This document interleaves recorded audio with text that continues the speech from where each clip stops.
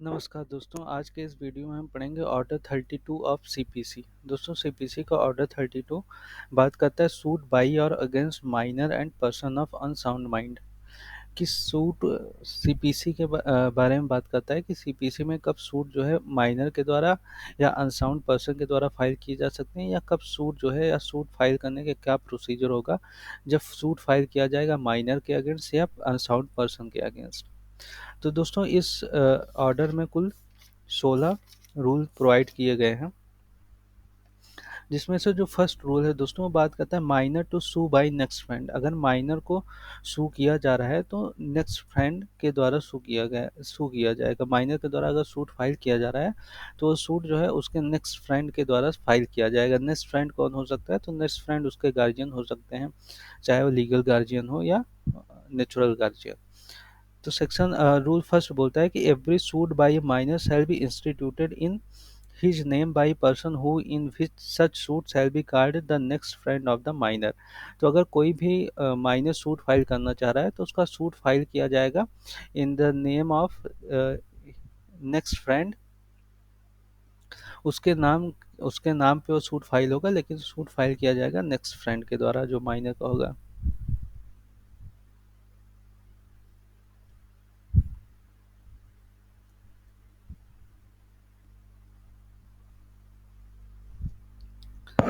दोस्तों rule to बात करता है where suit is instituted without next friend plaint to be taken off the file.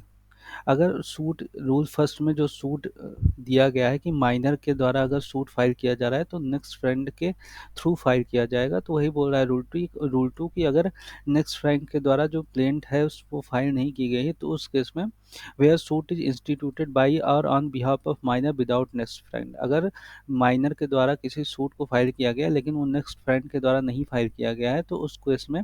Defendant में apply to have the plaint taken off. उस case में defendant जो है अप्लाई कर सकता है कोर्ट में कि जो प्लेंट है उसको टेकन ऑफ कोर्ट से हटा लिया जाए with the cost to be paid by the pleader. उसके साथ साथ ही प्लेंटिफ का जो प्लीडर का चार्ज लगा है उसको प्रोवाइड किया जाए और अदर पर्सन बाई हुम इट इज वाज प्रेजेंटेड, या अगर किसी और के द्वारा प्रेजेंट किया गया है तो उसका जो चार्ज लगा है उसको भी उससे दिलाया जाए। Notice of such application shall be given to such person and the court after hearing his objection may make such order in the matter as things fit. Court उस notice of such application defendant के द्वारा जो application दिया गया है उसके बाद court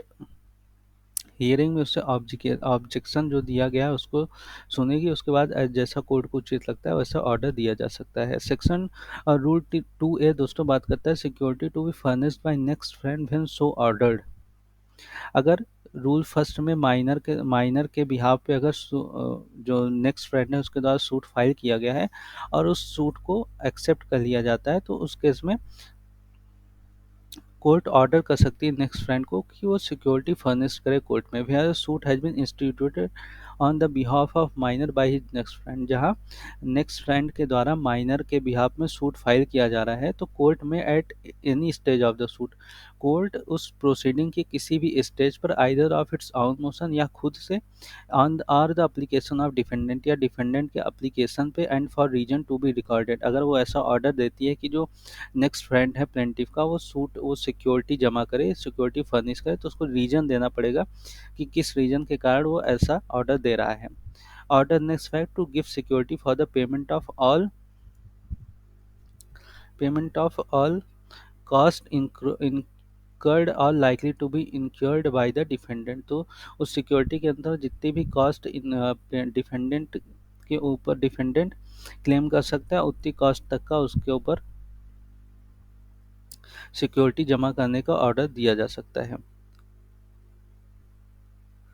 उसके बाद where such suit is instituted by indigent person the security shall be included the court fee payable to the government. अगर ऐसा सूट जो है फाइल किया गया इंस्टीट्यूट किया गया इंडिजेंट पर्सन के द्वारा तो सिक्योरिटी के रूप में उसको जितनी भी कोर्ट फीस है जो कि गवर्नमेंट को पेबल है वो सारी सिक्योरिटी के रूप में उसको फर्निश करने का ऑर्डर दिया जा सकता है। The provision of rule 2 of order 25 दोस्तों किस चीज़ के बारे में बात करता है? तो order 25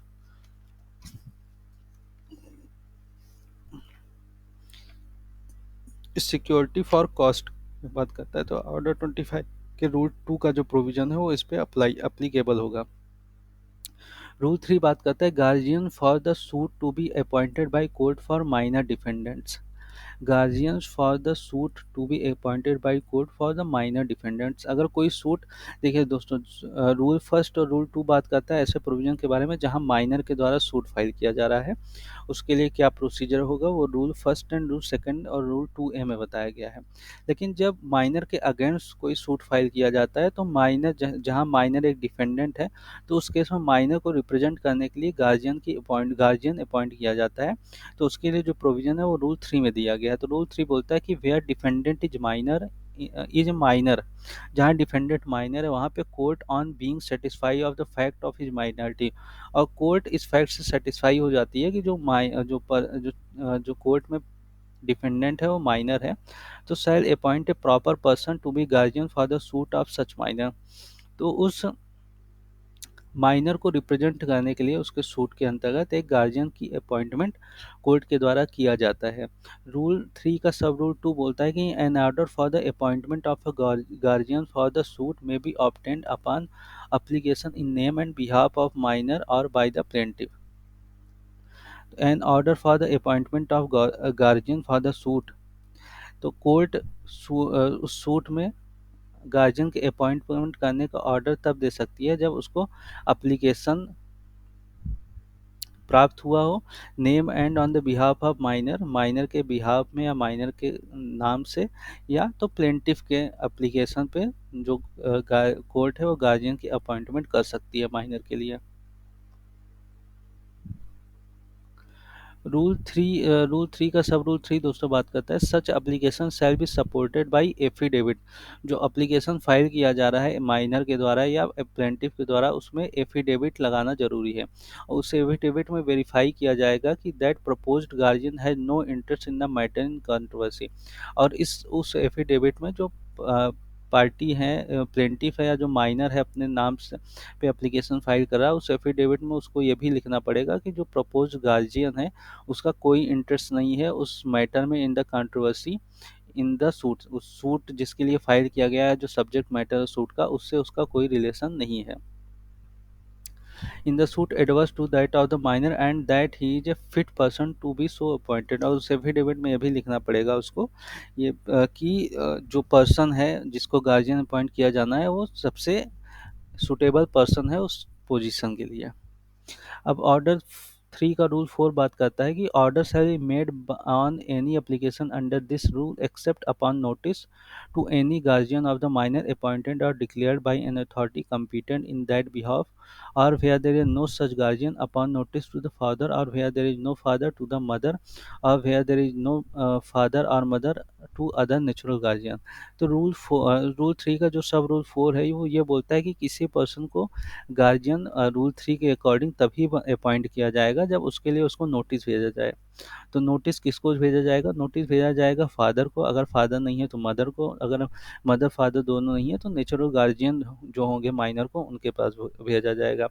where there is no father mother और अदर नेचुरल गार्जियन, लेकिन ऐसी सर्कमस्टांस है जहाँ पे उस माइनर का ना कोई फादर है ना कोई मदर है या कोई नेचुरल गार्जियन भी नहीं है, तो उस केस में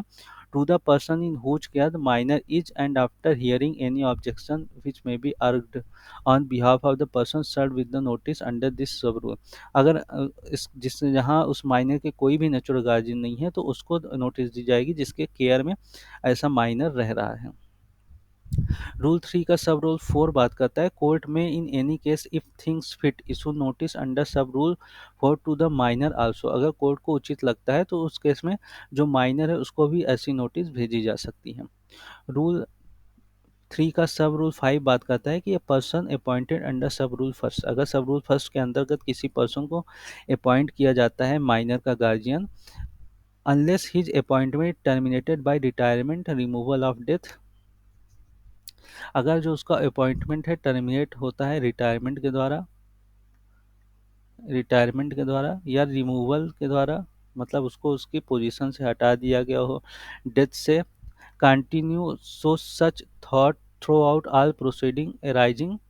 out of the suit including proceeding in appellate or revisional court and any proceeding। तो अगर किसी व्यक्ति को अपॉइंट किया गया है रूल फर्स्ट में, रूल ऑर्डर ऑर्डर रूल 3 के सब रूल फर्स्ट के अंतर्गत, तो तब तक उस पर्सन का, उस माइनर का वो गार्जियन रहेगा उस सूट के दौरान, जब तक कि सूट का फाइनल डिस्पोजल ऑफ नहीं हो जाए। मतलब कि वो सारी प्रोसीडिंग, जैसे कि अपीलेट प्रोसीडिंग हो गया, रिवीजन कोर्ट, इन सारी प्रोसीडिंग के दौरान या एग्जीक्यूशन ऑफ डिक्री के दौरान वो उस सूट में माइनर का गार्जियन रहेगा। और वो टर्मिनेट तब हो सकता है या तो रिटायरमेंट के द्वारा हो, रिमूवल के द्वारा हो, या डेथ के द्वारा हो।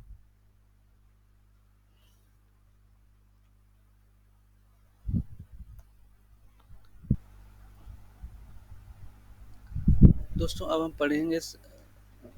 Rule 3A। दोस्तों बात करता है decree against minor not to be set aside unless prejudice has been caused to his interest. अगर कोई भी डिग्री माइनर के अगेंस्ट पास हुई है तो इस ग्राउंड पे उसको सेट असाइड नहीं किया जाएगा जब तक कि उस डिग्री के द्वारा कुछ ऐसा ऑर्डर ना हो जो माइनर के इंटरेस्ट को सीज करता है। तो no decree against minor shall be aside merely on the ground that next friend or guardian for the suit of minor had an interest in the subject matter of suit adverse to the that of minor। तो कोई भी degree केवल इस ground पे satisfied नहीं की जा सकती है कि जो नेक्स्ट फ्रेंड है या जो गार्जियन है माइनर के, उनका कोई सब्जेक्ट मैटर में इंटरेस्ट है जो कि माइनर के इंटरेस्ट से एडवर्स है। But the fact that by reason of such adverse interest of the next friend or guardian of other suit prejudice has been caused to the interest of the minor। जब तक कि उस adverse interest के कारण जो next friend जो minor है उसका इंटरेस्ट जो है प्रेजुडाइज ना हुआ हो या उसका इंटरेस्ट जो है अफेक्ट ना हुआ माइनर का, shall be ground for setting aside the degree. तो इस केस में जो ग्राउंड सेट असाइड करने का, तो उस केसेस पे उसके ग्राउंड को सेट असाइड किया जा सकता है।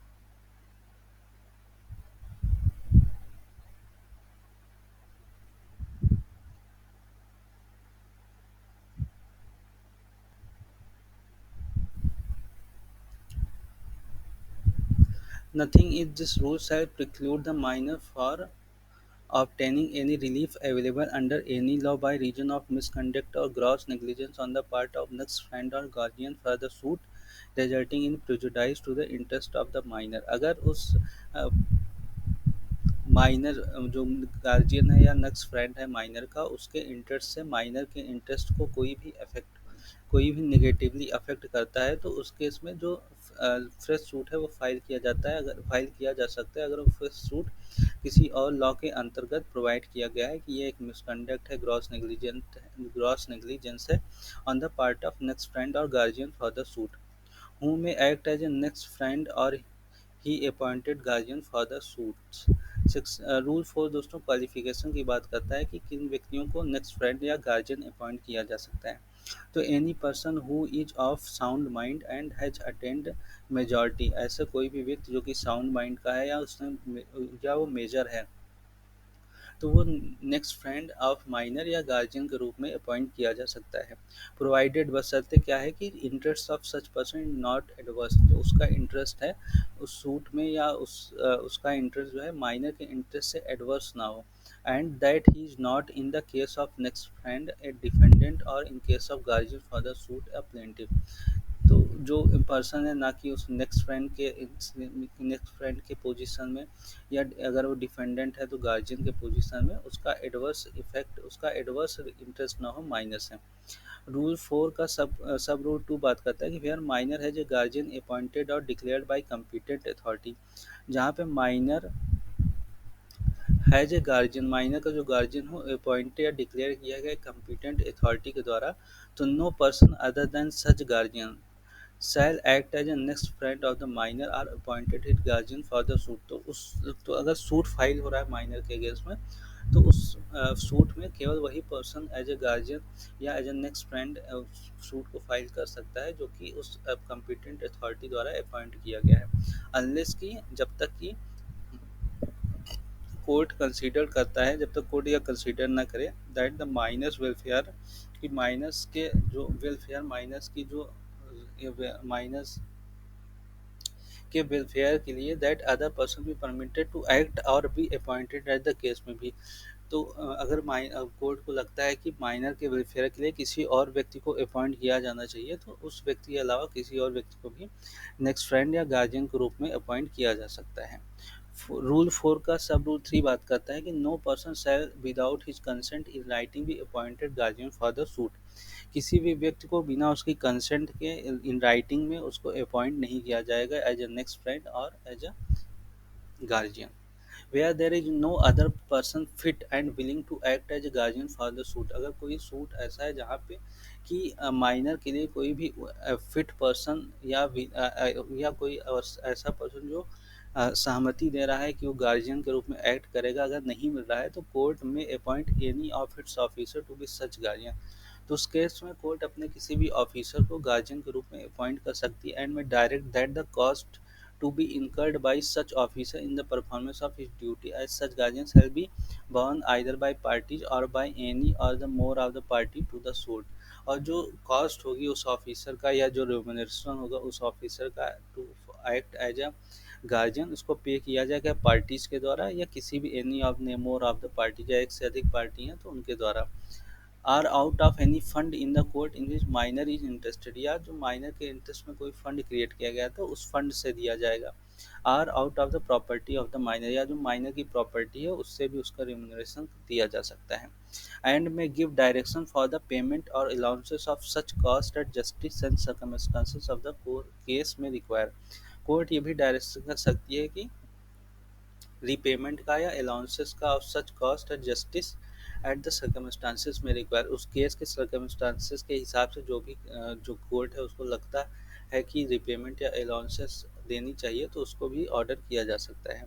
अब रूल 5 दोस्तों बात करते हैं representation of minor by next friend or guardian of the suit.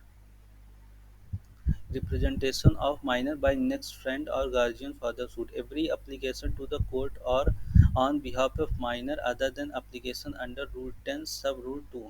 shall be made by his next friend or by his guardian for the suit। तो कोई भी एप्लीकेशन जो सिविल प्रोसीडिंग्स में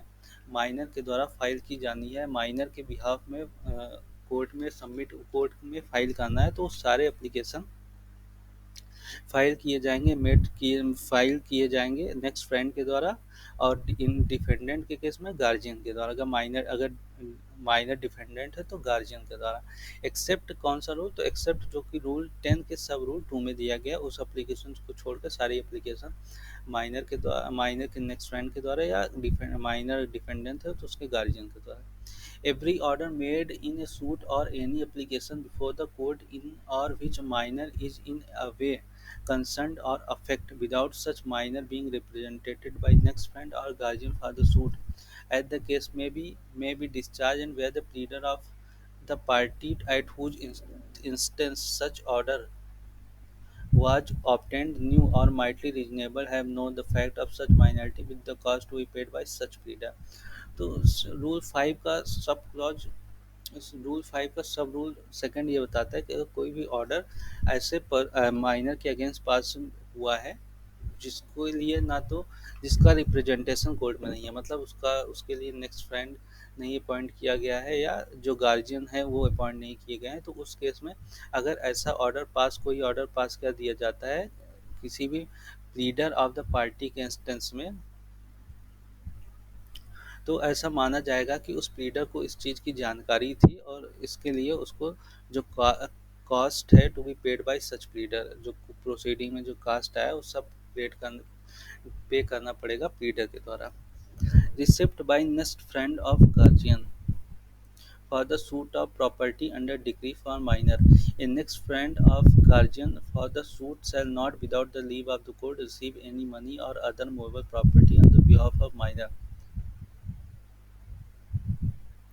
A next friend or guardian for दोस्तों किसी भी suit में जहाँ पे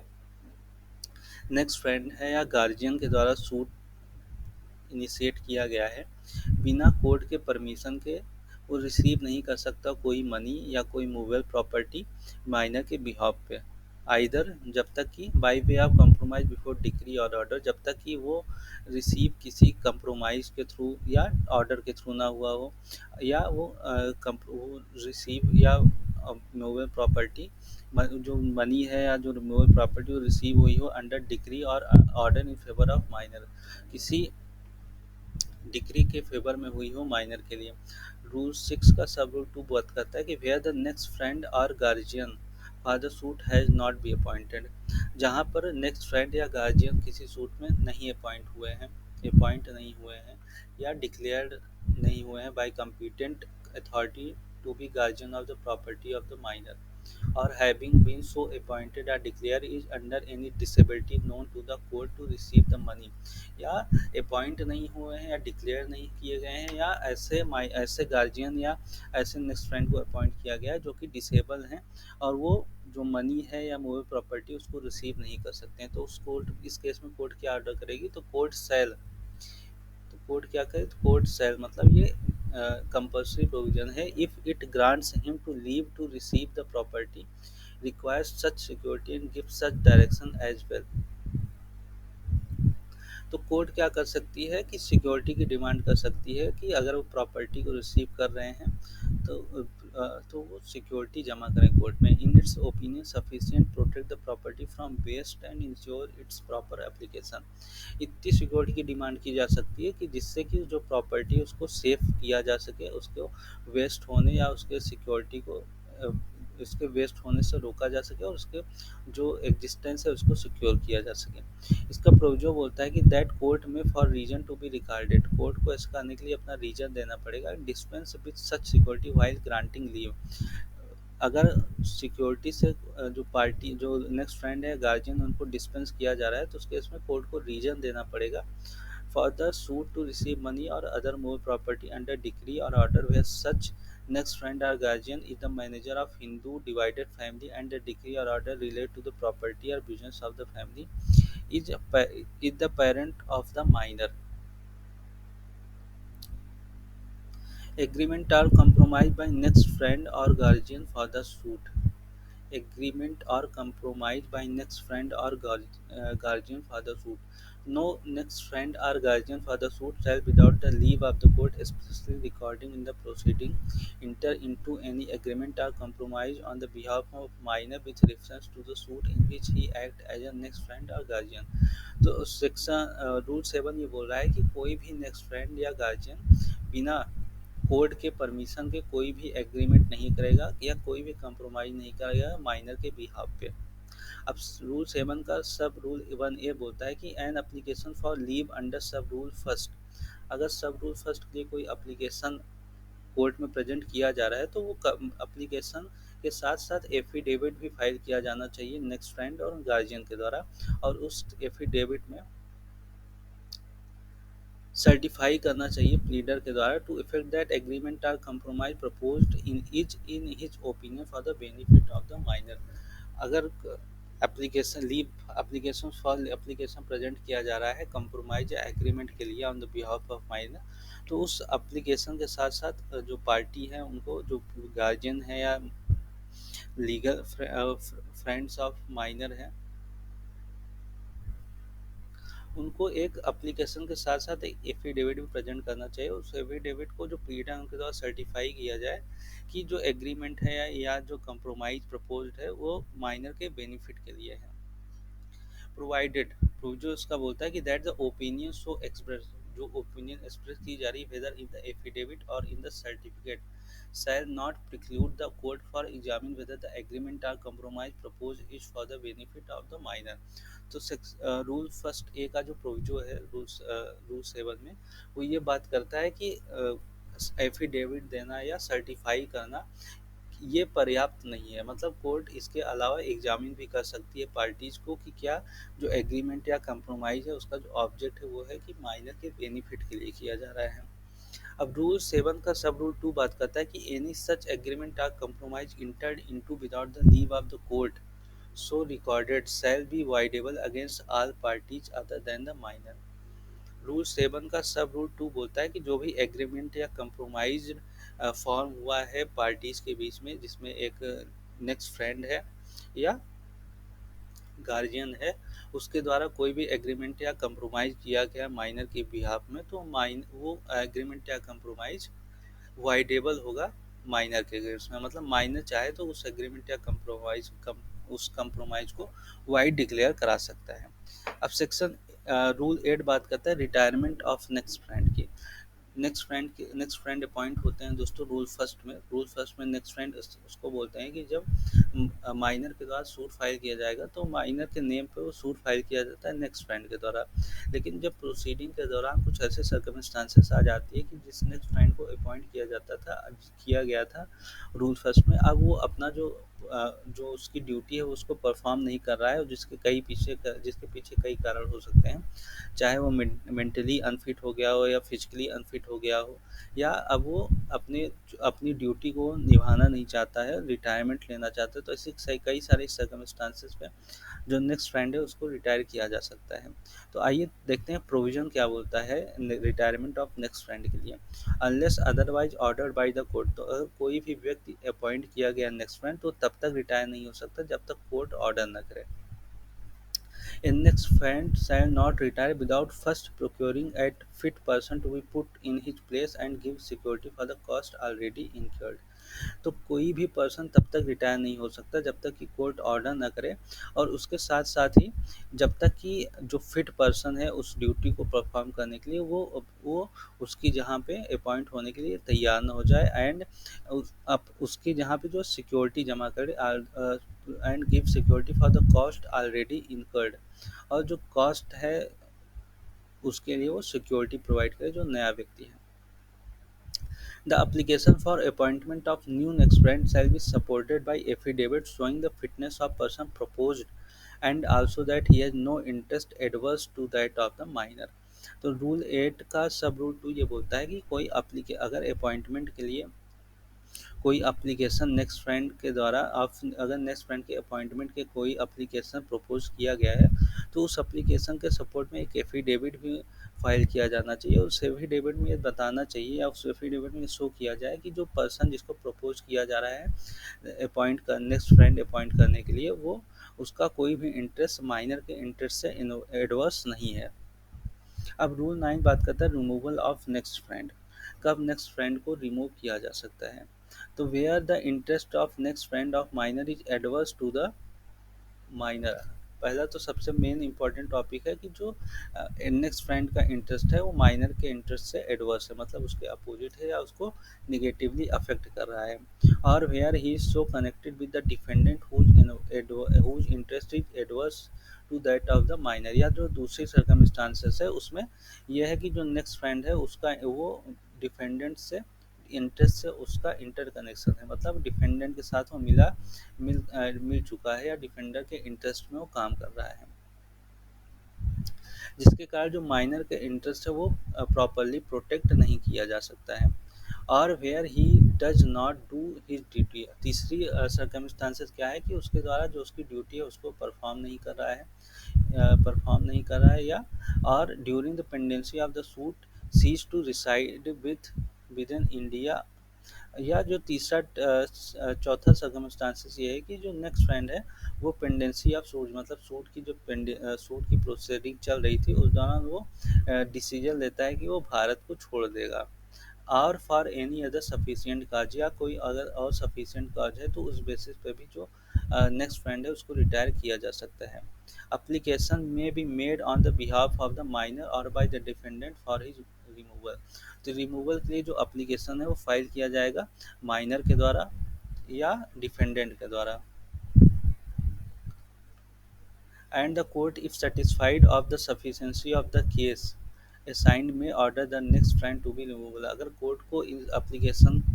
एप्लीकेशन और जो एफिडेविट है उन सब चीज़ों को देखकर कोर्ट को लगता है या कोर्ट सेटिस्फाई हो जाती है कि जो नेक्स्ट फ्रेंड है उसको रिमूव करना ज़रूरी है, तो ऐसा ऑर्डर वो दे सकती है जिसके द्वारा जो नेक्स्ट फ्रेंड है वो रिमूव कर दिया जाएगा। And make such order as to the cost as things fit, और ऐसा ऑर्डर के दौरान कोर्ट कॉस्ट भी लगा सकती है उस नेक्स्ट फ्रेंड के ऊपर। अब रूल 9 का सब रूल 2 बात करता है कि where the next friend is not guardian appointed or declared by authority competent in this behalf. अगर जो नेक्स्ट फ्रेंड है, where the next friend not a guardian,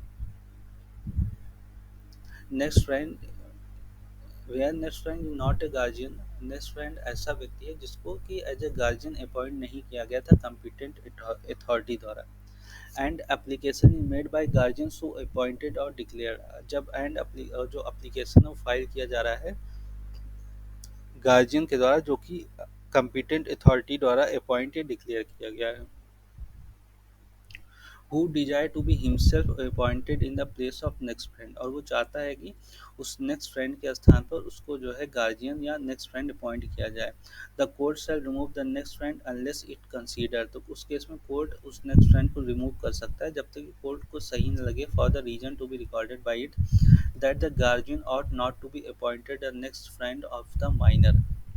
कि जो गार्जियन है वो नहीं चाहता कि जो नेक्स्ट फ्रेंड है उसको अपॉइंट किया जाए, and shall thereupon appoint the applicant to be next friend, तो उस केस में जो कोर्ट है वो उस गार्जियन को जिसको ड्यूली अपॉइंट किया गया था कंपिटेंट अथॉरिटी द्वारा उसको नेक्स्ट फ्रेंड के रूप में अपॉइंट कर सकती है,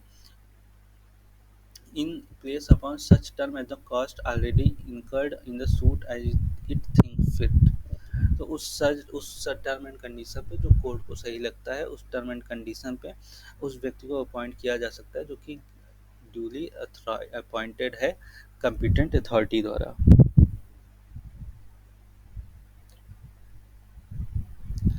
अब रूल 9 के बाद दोस्तों रूल 10 बात करता है stay of proceeding on removal etc of next friend, जब नेक्स्ट फ्रेंड के रिमूवल की प्रोसीडिंग चल रही है तो उस प्रोसीडिंग को स्टे कब किया जा सकता है, तो ऑन द रिटायरमेंट रिमूवल और death of the next friend of minor further proceeding shall be stayed until the appointment of next friend in his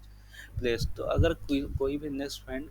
कर को रिटायर कर दिया गया है, रिमूव कर दिया गया है या उसकी डेथ हो गई है तो जो प्रोसीडिंग चल रही थी उस सूट में वो तब तक के लिए स्टे हो जाएगी जब तक कि नया नेक्स्ट फ्रेंड माइनर का नेक्स्ट फ्रेंड अपॉइंट ना हो जाए। Where the pleader of such minor omits with a reasonable time to take step to get a new next friend appointed, अगर जो प्लीडर है उस माइनर का वो फेल करता है अपनी ड्यूटी को परफॉर्म करने के लिए कि एक नया नेक्स्ट फ्रेंड अपॉइंट किया जाए, any person interested in the minor और इन द मैटर, तो उस केस में कोई भी पर्सन जो उस माइनर में इंटरेस्टेड है या जो माइनर की प्रॉपर्टी है उसमें इंटरेस्टेड है, जो माइनर का सब्जेक्ट मैटर है सूट का उसमें इंटरेस्टेड है, तो अप्लाई कर सकता है कोर्ट में कि जिससे कि कोर्ट अपॉइंट कर सके उसको as a next friend of minor, and the court में appoint such person as it think fit, और उस केस में अप्लीकेशन के बेसिस पे अगर कोर्ट को उचित लगता है तो उस व्यक्ति को माइनर का नेक्स्ट फ्रेंड अपॉइंट किया जा सकता है। रूल 11 दोस्तों बात करता है रिटायरमेंट रिमूवल और death of the guardian for the suit, where the guardian for the suit desire to retire or does not do his duty, दोस्तों इसके पहले हमने पढ़ा था रिटायरमेंट रिमूवल और death of the next friend, किस section में हमने पढ़ा था वो removal retirement of next friend removal of next friend, मतलब रूल 8 एंड 9 में हमने पढ़ा था।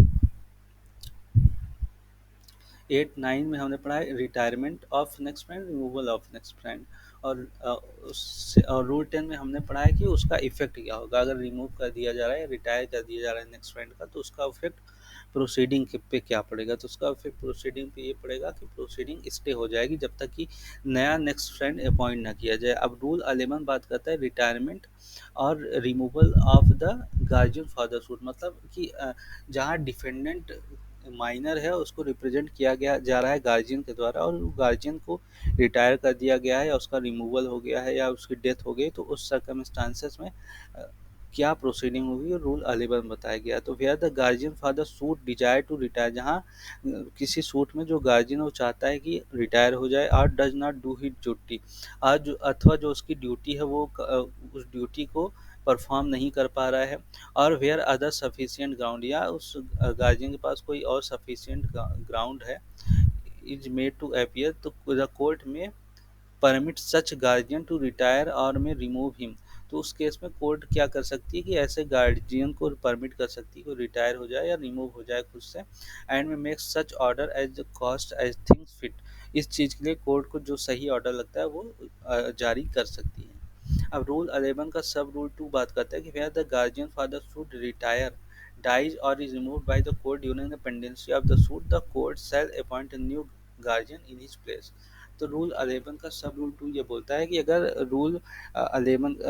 रूल 11 के सब रूल फर्स्ट के अंतर्गत कोई भी गार्जियन जो है रिटायर होता है, रिमूव होता है, उसकी डेथ कॉज हो जाती है, तो कोर्ट के द्वारा एक नया गार्जियन अपॉइंट कर सकती है कोर्ट। रूल 12 बात करता है course to be followed by the minor plaintiff for applicant on attaining majority. अब रूल 12 ऐसे सर्कमस्टांसेस के बारे में बात कर रहा है कि जब जो माइनर था जिसके लिए नेक्स्ट फ्रेंड अपॉइंट किया गया था उसके सूट को प्रोसीडिंग को इनिशिएट करने के लिए, अब वो मेजर हो गया है या उसने मेजॉरिटी अटेन कर ली है, तो उस केस में अब प्रोसीडिंग पे उसका प्रभाव क्या पड़ेगा, या अब माइनर के पास क्या ऑप्शन है अपनी मेजॉरिटी के बेसिस पे उस सूट में अपना जो स्टेक है उसको प्राप्त करने का। तो उसके लिए प्रोसीजर रूल 12 में दिया गया है कि ए माइनर प्लेंटिफ और a minor not a party to the suit, a minor plaintiff अगर कोई माइनर प्लेंटिफ है या minor not party to the suit, या जो माइनर है उस सूट में एक as a important as a stakeholder suit के अंदर इन्वॉल्व नहीं है, on whose behalf on the application is pending shall, तो उसके बिहाफ पे एप्लीकेशन पेंडिंग है on attaining majority elect whether he will proceed with the suit और application. तो मेजॉरिटी अटेन करने के पास जो माइनर होगा उसके पास ऑप्शन होगा कि वो सूट को कंटिन्यू करना चाहता है या सूट को अवेट करना चाहता है। Where lie elect to proceed with the suit और एप्लीकेशन, जहाँ पे जो माइनर है वो चाहता है कि जो प्रोसीडिंग है उसको कंटिन्यू किया जाए, तो he shall apply for the order discharging the next friend and for the leave to proceed in his own name. तो उस केस में जो माइनर है जो कि अब मेजर हो गया है वो कोर्ट में एप्लीकेशन फाइल करेगा और उस एप्लीकेशन में कोर्ट से ये रिलीफ क्लेम की कोर्ट से ये मांग करेगा कि जो नेक्स्ट फ्रेंड है उसको डिस्चार्ज कर दिया जाए और उसको अ, जो सूट है उसी के नाम से जो है कंटिन्यू किया जाए। रूल 12 का सब रूल 3 बात करता है कि the title of the suit और application shall in such case be corrected or as read henceforth, और उसके बाद जो सूट का टाइटल है उसको भी चेंज किया जाएगा, जिसमें कि उसको निम्न प्रकार से चेंज किया जा सकता है कि A B late a minor by C D is next friend but now have attaining majority. मतलब अगर मान लीजिए कि कोई माइनर है जिसका नाम है रोहन, तो रोहन के केस में अगर वो मेजर मेजर हो जा रहा है तो सूट का नाम हो जाएगा कि Rohan late a minor by C D, मतलब जो उसका गार्जियन है C D his next friend but now having attend majority, तो उसका जो पूरा टाइटल होगा सूट का कुछ इस प्रकार से होगा। Where he elects to abandon the suit और एप्लीकेशन, जहाँ पे वो इलेक्ट करता है, जहाँ पे माइनर के द्वारा इलेक्ट किया जा रहा है कि वो सूट को अबैंडन कर देगा, मतलब सूट को ख़त्म कर देगा, तो he shall if a sole plaintiff, अगर उस सूट में वो सोल प्लेंटिफ है या सोल अप्लीकेंट है, तो apply for any order to dismiss the suit और अप्लीकेशन, तो उस केस में कोर्ट से ऑर्डर की मांग करेगा कि उस सूट को डिसमिस कर दिया जाए and repayment of the cost incurred by the defendant और अपोजिट पार्टी डिफेंडेंट का जो कॉस्ट था उसको रिपेमेंट करके on which have been paid by next friend, जो कि नेक्स्ट फ्रेंड के द्वारा पे किया जाएगा। रूल 12 का सब रूल 5 बात करता है कि any application under this rule may made ex parte but no order discharging a next friend and permitting minor plaintiff to proceed his own name shall be made without notice to the next friend. तो जो rule 12 का sub rule 5 है कि कोई भी application इस proceeding के अंतर्गत उसको एक्स पार्टी ऑर्डर किया जा सकता है, लेकिन कोई भी प्रोसीडिंग जहाँ पे जिस प्रोसीडिंग के अंतर्गत कोर्ट से ये मांग की जा रही है, डिमांड किया जा रहा है कि माइनर को जो है माइनर को जो है सूट माइनर को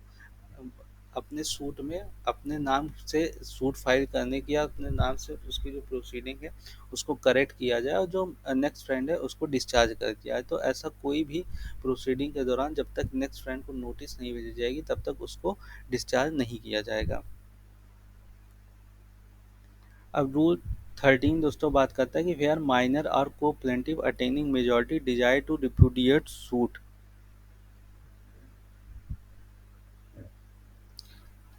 where minor attaining majority desire to दोस्तों रूल 13 ऐसी सर्कमस्टांसेस के बारे में बात कर रहा है जहां प्लेंटिफ जो है एक से अधिक माइनर है और उसमें से कोई एक माइनर जो कि अब मेजर हो गया है वो चाहता है कि उस सूट को रिपुडिएट कर दे। तो वेयर ए माइनर को प्लेंटिफ, जहाँ पे माइनर एक को प्लेंटिफ है, on attaining majority, majority attain करने के बाद उसकी इच्छा है कि वो जो सूट है उसको रिपुडिएट कर दे, तो he shall apply to his name struck out as a co plaintiff. तो उस केस में वो कोर्ट में अप्लाई कर सकता है कि उसका नाम जो है उस सूट में एज अ को प्लेंटिफ के रूप में हटा दिया जाए, and the court if it found that he is not necessary party, और कोर्ट को उस केस में लगता है कि ऐसा जो को माइनर है वो इम्पोर्टेंट पार्टी नहीं है, तो he shall dismiss he from the suit on such term at the cost or otherwise at it things fit. तो उस केस में कोर्ट क्या कर सकती है कि उसका नाम को स्ट्रिक कर सकती है, और जो प्रोसीडिंग है उस कोर्ट की, उस सूट की वो कंटिन्यू चलेगी। और इस ऑर्डर के दौरान कोर्ट ये भी ऑर्डर कर सकती है कॉस्ट या otherwise as it things fit. अब रूल 13 का सब रूल 2 बात करता है कि notice of the application shall be served on the next friend on any co plaintiff and on the defendant. जब को प्लेंटिफ को, जो माइनर है, को माइनर है जो कि अब मेजर हो गया है, वो इलेक्ट करता है कि उसको सूट से रिप्यूडिएट कर देना चाहिए, या उसका जो नाम है सूट से उसको स्टेप डाउन कर देना चाहिए। तो कोर्ट ऐसा ऑर्डर तभी देगी जब वो नोटिस के द्वारा को प्लेंटिफ को या डिफेंडेंट को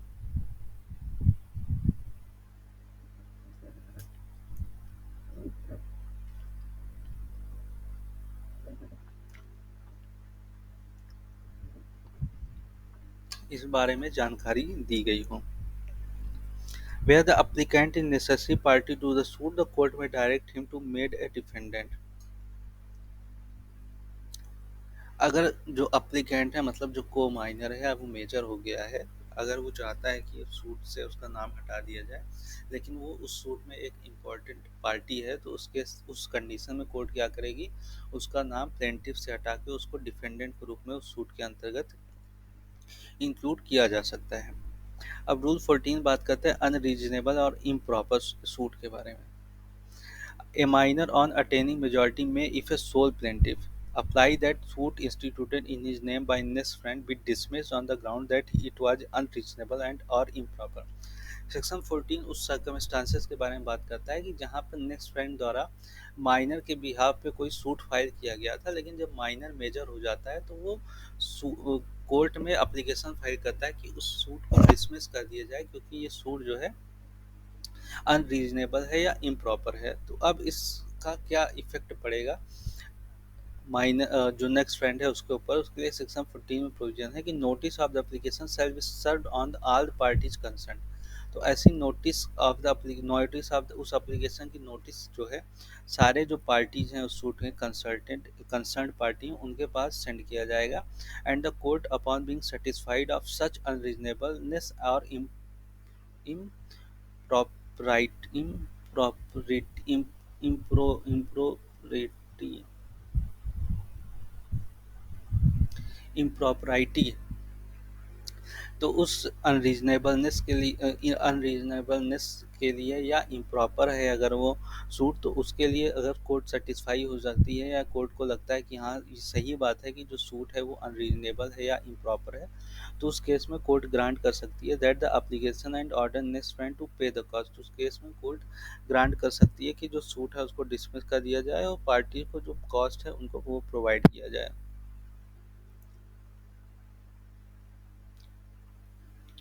रूल 15 दोस्तों बात करता है कि rule first to 14 except rule 2A to apply person of unsound mind. तो रूल फर्स्ट से लेकर रूल 14 तक के जो प्रोविजन है वो अनसाउंड माइंड के ऊपर भी अप्लाई होंगे accept rule 2A। Rule 2A किस चीज़ के बारे में बात करता है दोस्तों, तो रूल 2A बात करता है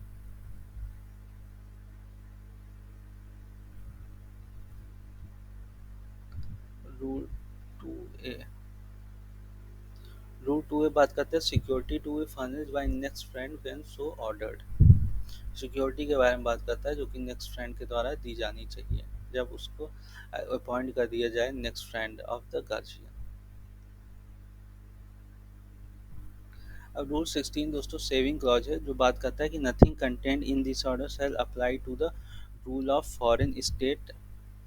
sewing or being sued in the name of the state. तो सेक्शन ऑर्डर 32 के जो प्रोविजन है वो फॉरेन रूलर्स के ऊपर अप्लाई नहीं होंगे। or being sued by the direction of central government in the name of the agent or any other name. Nothing contained in this order shall be construed or as affecting or in any way derogating from the provision of the local law for the time being enforced relating to a suit by or against minor by against lunatic or other person of unsound mind. जो rule order 32 के जो provision है या जो law है वो affect नहीं करेगा किसी लोकल लॉ को जहाँ पे जो कि इन्फोर्स है जिसमें कि प्रोविजन है related to the suits by और अगेंस्ट माइनर जिसमें कि लोकल अगर कोई लोकल लॉ प्रिविलेंट है या अप्लीकेबल है उस सिचुएशन में जहाँ में माइनर के द्वारा या माइनर के अगेंस्ट सूट फाइल किया जा रहा है या ल्यूनेटिक के द्वारा या ल्यूनेटिक के अगेंस्ट सूट फाइल किया जा रहा है या अनसाउंड पर्सन के द्वारा या उसके अगेंस्ट में सूट फाइल किया जा रहा है उससे रिलेटेड कोई लोकल लॉ है तो वो लोकल लॉ इन्फोर्स करेगा।